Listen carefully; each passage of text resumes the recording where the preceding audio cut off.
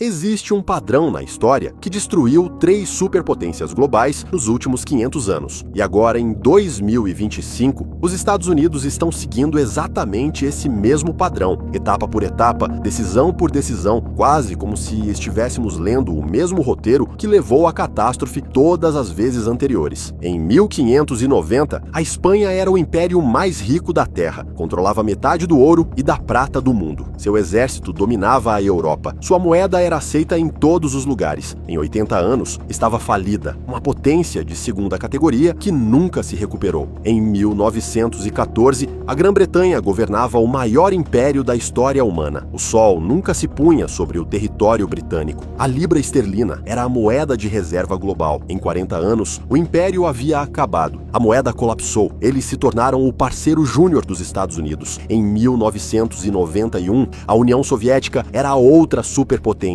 Armas nucleares, influência global, satélites cobrindo o planeta. Ela deixou de existir em 900 dias, não por guerra, mas por implosão econômica. 3 vezes, 3 superpotências, 3 colapsos completos, todos seguindo exatamente a mesma sequência. E aqui está o que deveria te assustar. Os Estados Unidos já completaram 5 das 7 etapas. Não estamos nos aproximando do padrão. Estamos profundamente dentro dele. Esta é a história de como os impérios morrem, porque eles sempre acham que são diferentes e porque a matemática diz que os Estados Unidos são os próximos. E isso está acontecendo mais rápido do que qualquer um quer admitir. Antes de passarmos pelo padrão, você precisa entender como é, de fato, o colapso imperial. Não nos livros didáticos, mas na prática. O que significa quando uma superpotência morre. O colapso imperial não começa com invasão ou derrota militar. Ele começa com exaustão econômica. O império se estende além da sua capacidade de se sustentar. Bases militares em 150 países, guerras em múltiplas frentes, promessas que não pode cumprir, dívidas que não pode pagar. No início, o declínio é invisível, a moeda ainda funciona, o exército ainda vence batalhas, o governo ainda faz promessas, mas sob a superfície, a fundação está rachando. Os recursos são mal alocados, a capacidade produtiva diminui, as pessoas mais talentosas vão embora, e então vem a aceleração. Aliados começam a se proteger, inimigos testam limites, parceiros comerciais buscam alternativas, o status de moeda de reserva se desgasta e, de repente, as vantagens que te tornaram poderoso se transformam em vulnerabilidades. A sua moeda, antes desejada por todos, volta em massa para casa. O seu exército espalhado pelo mundo se torna insustentável. As promessas que antes eram garantidas pela força viram palavras vazias. Isso não é teoria. Foi exatamente o que aconteceu com a Espanha, a Grã-Bretanha e a União Soviética. E aconteceu porque elas tomaram exatamente as mesmas decisões que a América está tomando agora. Acreditaram que seu poder era permanente, se estenderam demais militarmente, desvalorizaram suas moedas e se recusaram a aceitar a realidade até que o colapso já estivesse em andamento. Vamos ver como isso aconteceu 3 vezes, exatamente da mesma forma. Vamos começar com o primeiro império global, a Espanha, entre os séculos 16 e 17. Depois que Cristóvão Colombo descobriu as Américas em 1492, a Espanha se tornou a primeira verdadeira potência mundial. Conquistou os impérios Azteca e Inca e assumiu o controle das minas de ouro e prata mais ricas já descobertas. Por volta de 1550, navios espanhóis traziam para casa 200 toneladas de prata por ano. Em 1600, esse número ultrapassava 400 toneladas por ano. A Espanha controlava a oferta de dinheiro da Europa. O real espanhol era a moeda de reserva global. Todo mundo queria a prata espanhola. E é aqui que o padrão começa. Um país que controla o dinheiro do mundo e acredita que isso o torna invencível. O rei Filipe II, que governou de 1556 a 1598, tinha mais dinheiro do que qualquer monarca da história e gastou tudo com o império. Estágio 1. A sobreextensão militar. A Espanha lutou guerras em todos os lugares ao mesmo tempo, contra o Império Otomano, no Mediterrâneo, contra a França e Itália, contra rebeldes protestantes nos Países Baixos, contra a Marinha da Inglaterra, além de guerras nas Filipinas e nas Américas. Em 1580, a Espanha tinha compromissos militares em 4 continentes. O custo era assustador. Metade da receita espanhola ia para o exército, e ainda assim não era suficiente. Estágio 2. A desvalorização da moeda. A coroa espanhola não conseguia pagar suas contas apenas com impostos, então fez o que todo império em decadência faz: desvalorizou a moeda. Começaram a misturar cobre nas moedas de prata. Uma moeda que deveria ser de prata prata pura passou a ter 50% de cobre, depois 75% de cobre. O valor nominal permanecia o mesmo, mas o valor real despencava. Em 1600, as moedas espanholas de prata quase não continham prata. Os comerciantes pararam de aceitá-las pelo valor oficial. A inflação explodiu. Estágio 3. A espiral da dívida. A Espanha passou a pedir dinheiro emprestado constantemente, de banqueiros italianos, alemães, de qualquer um que aceitasse emprestar. Em 1557, com menos de 20 anos do reinado de Filipe, a Espanha declarou falência, deu calote nas dívidas, reestruturou tudo e continuou tomando empréstimos. Declarou falência novamente em 1560, depois em 1575 e outra vez em 1596. 4 falências em 40 anos. Todas as vezes prometeram reformas, todas as vezes voltaram imediatamente a gastar e se endividar. Estágio 4. Perda da capacidade produtiva. Aqui está o que muita gente não entende sobre o colapso da Espanha. Eles tinham todo o ouro e a prata do mundo, e isso os destruiu. Quando você tem dinheiro ilimitado, para de produzir. Por que cultivar alimentos se você pode importar? Por que construir navios se pode comprá-los? Por que inovar se basta gastar? A nobreza espanhola considerava qualquer trabalho produtivo algo inferior. Como resultado, a indústria entrou em declínio e a agricultura estagnou. Toda a riqueza foi usada para importar bens de outros países. O ouro e a prata que vinham das Américas saíam imediatamente para pagar vinhos franceses, sedas italianas e produtos holandeses. A Espanha virou apenas um canal de passagem. A riqueza passava por ela, mas não ficava. Em 1600, a Espanha praticamente não produzia nada. Dependia totalmente de importações e completamente da prata para pagar tudo. E quando as minas de prata começaram a se esgotar e a produção caiu, todo o sistema entrou em colapso. Estágio 5. Decadência social. Com a economia em colapso, o crime explodiu. Mendigos tomaram as ruas de Madrid. Cidadãos produtivos emigraram. As mentes mais brilhantes foram para a França, a Inglaterra e os Países Baixos. Os países que estavam construindo, criando e crescendo avançaram.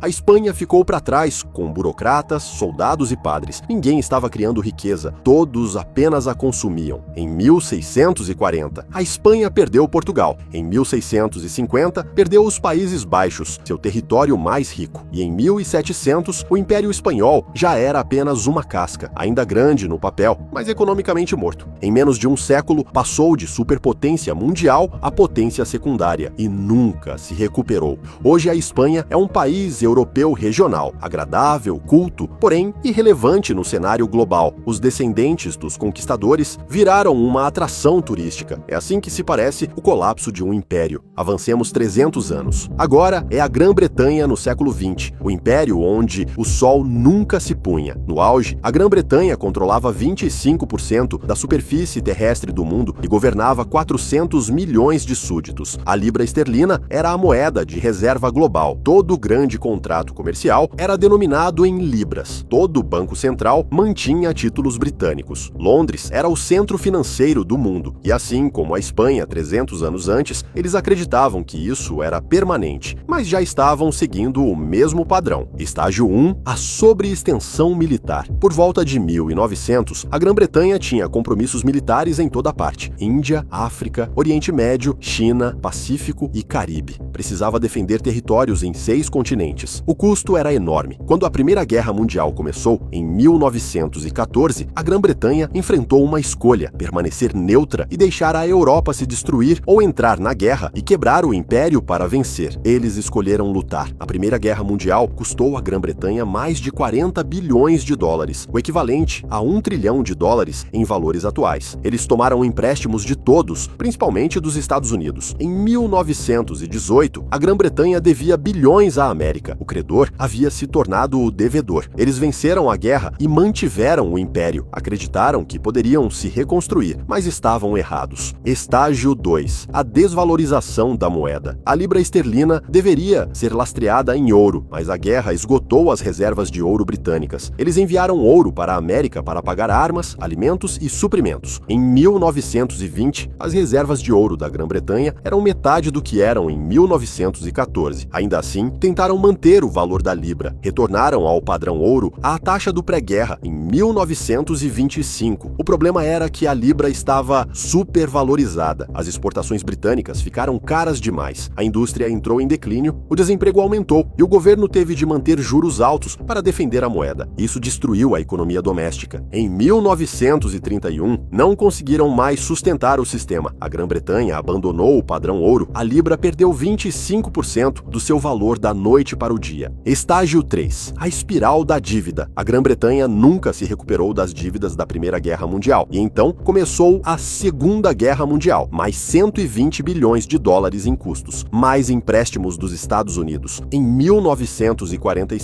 a Grã-Bretanha devia aos Estados Unidos e ao Canadá mais de 30 bilhões de dólares, mais do que todo o PIB britânico. A guerra foi vencida, mas o império estava acabado. Eles não conseguiam mais defendê-lo, não podiam mais pagar por ele, não conseguiam mais mantê-lo. Estágio 4, a perda do império. Em 1947, a Grã-Bretanha abriu mão da Índia, a joia da coroa e a principal fonte de riqueza, por 200 anos, que se foi. Ao longo dos 20 anos seguintes, eles perderam tudo: África, Oriente Médio, Sudeste Asiático e Caribe. Em 1970, o Império Britânico existia apenas nos livros de história. Estágio 5, o colapso da moeda. A libra continuou caindo. Em 1940, uma libra valia 4 dólares e 3 centavos. Em 1950, 2 dólares e 80 centavos. Em 1970, e 2 dólares e 40 centavos. Em 1982, libras valiam 30 dólares e hoje esse valor caiu para 27 dólares. A moeda de reserva global tornou-se apenas uma moeda regional. A Grã-Bretanha tentou manter um assento permanente no Conselho de Segurança da ONU, armas nucleares e uma relação especial com os Estados Unidos. Mas todos conheciam a verdade. Eles eram uma potência do passado, um museu do que um dia foi grandioso. O império havia acabado e nunca voltou. Agora vamos olhar o exemplo mais recente, a União Soviética, que governou de 1945 a 1991. Após a Segunda Guerra Mundial, a URSS emergiu como uma superpotência. Possuía armas nucleares, controle militar massivo sobre a Europa Oriental, satélites no espaço e acreditava ser o futuro. Acreditava que o comunismo enterraria o capitalismo e que o modelo soviético dominaria o mundo. Por 45 anos, competiu com os Estados Unidos, igualou-se militarmente, construiu mais tanques, mais mísseis e mais tropas, mas por baixo da superfície, a economia estava morrendo. Estágio 1. A sobreextensão militar. A União Soviética gastava entre 15% e 20% do PIB com os militares, o triplo do que os Estados Unidos gastavam. Precisava acompanhar a tecnologia americana, o alcance americano e as alianças americanas. Estavam no Afeganistão, sustentavam Cuba, apoiavam Síria, Vietnã, Coreia do Norte, Angola e Etiópia. Onde quer que os Estados Unidos tivessem influência, precisavam reagir. O custo era insustentável. Estágio 2. A estagnação econômica. A economia soviética parou de crescer na década de 1970. A receita do petróleo os manteve à tona, mas nada mais funcionava. As fábricas produziam sucata, as fazendas fracassavam, a tecnologia ficou décadas atrasada. Na década de 1980, a União Soviética estava importando grãos. Um país com algumas das melhores terras agrícolas do planeta não conseguia alimentar sua própria população. Por quê? Porque o planejamento central não funciona, porque a inovação morre sob controle, porque ninguém produz quando não há incentivo. Estágio 3. O colapso da moeda. O rublo nunca foi uma moeda de verdade. Não podia ser trocado internacionalmente. Nem mesmo os cidadãos soviéticos confiavam nele. Usavam dólares sempre que conseguiam. O governo precisava comprar bens estrangeiros com ouro e petróleo, porque ninguém queria rublos. Em 1985, os preços do petróleo caíram. As reservas de ouro soviéticas estavam se esgotando. O dinheiro de verdade estava acabando. Estágio 4. A perda do império. Em 1989, o Muro de Berlim caiu. A Europa Oriental foi embora. Polônia, Hungria, Tchecoslováquia, Romênia e Alemanha Oriental desapareceram em um único ano. Os estados satélites, que davam profundidade estratégica à União Soviética, sumiram. O governo soviético não conseguiu impedir isso e estava falido. Estágio 5. O colapso completo. Em 26 de dezembro de 1991, a União Soviética deixou de existir. Foram 900 dias desde a queda do Muro de Berlim até a dissolução completa. Não houve guerra, não houve invasão, apenas uma implosão econômica. Os militares não podiam mais ser pagos. O governo não conseguia funcionar. O rublo tornou-se inútil. Uma superpotência com 30 mil armas nucleares entrou em colapso por causa causa de uma falha econômica interna. O padrão se repetiu mais uma vez: sobreextensão, falha da moeda, endividamento, perda do império e, por fim, colapso. E aqui está o que deveria tirar o seu sono. Os Estados Unidos estão seguindo exatamente o mesmo padrão, estágio por estágio. Deixe-me mostrar como. Estágio 1. A sobreextensão militar. Os Estados Unidos possuem mais de 750 bases militares em 80 países. Têm tropas em 150 países. Estão comprometidos em defender a Europa por meio da Organização do Tratado do Atlântico Norte, defender o Japão, a Coreia do Sul, as Filipinas, combater no Oriente Médio, conter a China e conter a Rússia. O orçamento militar é de 850 bilhões de dólares por ano, mais do que os 10 países seguintes juntos.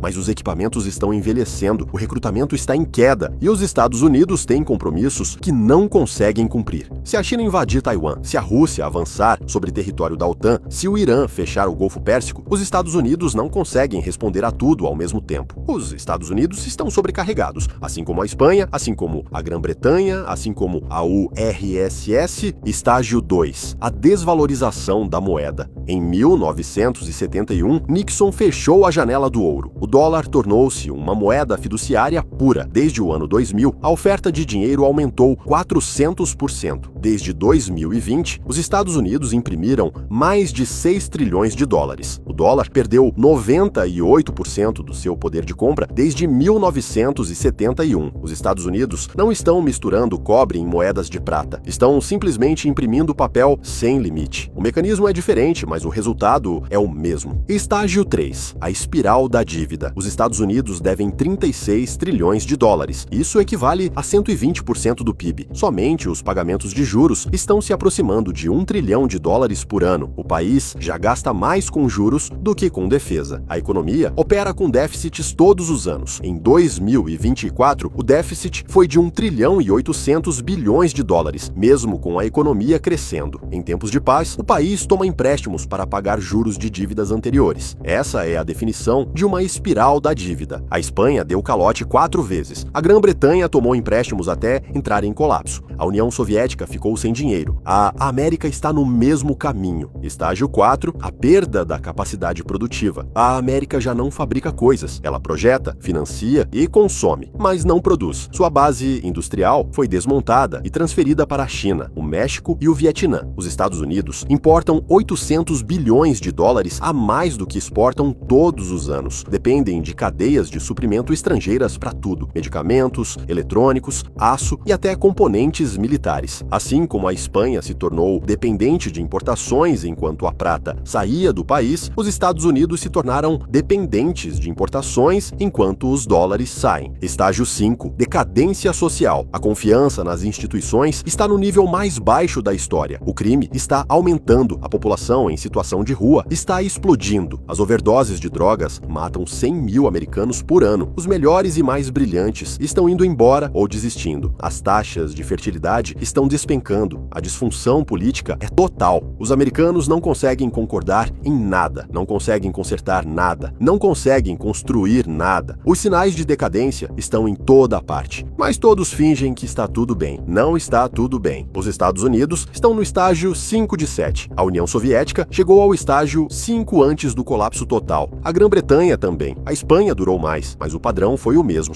Ainda não chegamos ao fim, mas estamos profundamente dentro da sequência. Estágio 6. A perda do status de moeda de reserva. É quando os aliados começam a se diversificar, quando o e-comércio passa a usar outras moedas, quando o dólar volta em massa para casa, porque ninguém mais precisa mantê-lo. Já estamos vendo os primeiros sinais. Os países do BRICS estão desenvolvendo alternativas. Os bancos centrais estão comprando ouro. A China e a Rússia estão negociando em yuan e rublos. A Arábia Saudita está aceitando o yuan pelo petróleo. As rachaduras estão se formando. Estágio 7. O colapso total. Não é um declínio gradual, é uma implosão repentina. A União Soviética passou de superpotência a inexistente em 900 dias. A Grã-Bretanha perdeu o império em 20 anos. A Espanha levou mais tempo, mas o resultado foi o mesmo. Quando a moeda de reserva falha, quando a dívida se torna impossível, quando o exército não pode mais ser financiado, o sistema não entra em declínio de forma elegante. Ele colapsa rápido e brutalmente. E todos que achavam que isso não poderia acontecer aqui, aprendem a mesma lição que todo império aprende. Pode acontecer e acontece. 3 impérios seguiram esse padrão: Espanha, Grã-Bretanha e União Soviética. Cada um um acreditava ser excepcional, cada um achava que era diferente, cada um achava que as regras não se aplicavam a ele. E todos estavam errados, todas as vezes. O padrão não se importa com o excepcionalismo. O padrão é matemático. Você não pode gastar além dos seus meios para sempre. Você não pode manter um império sem capacidade produtiva. Você não pode desvalorizar sua moeda sem consequências. Você não pode evitar os estágios 6 e 7 depois de completar do 1 ao 5. A sequência está definida. A única pergunta é quando. Talvez a América tenha 10 anos, talvez 5, talvez menos. Mas o padrão diz que o colapso está chegando. E quando ele vier, não será lento. Será repentino. Se este vídeo abriu seus olhos, inscreva.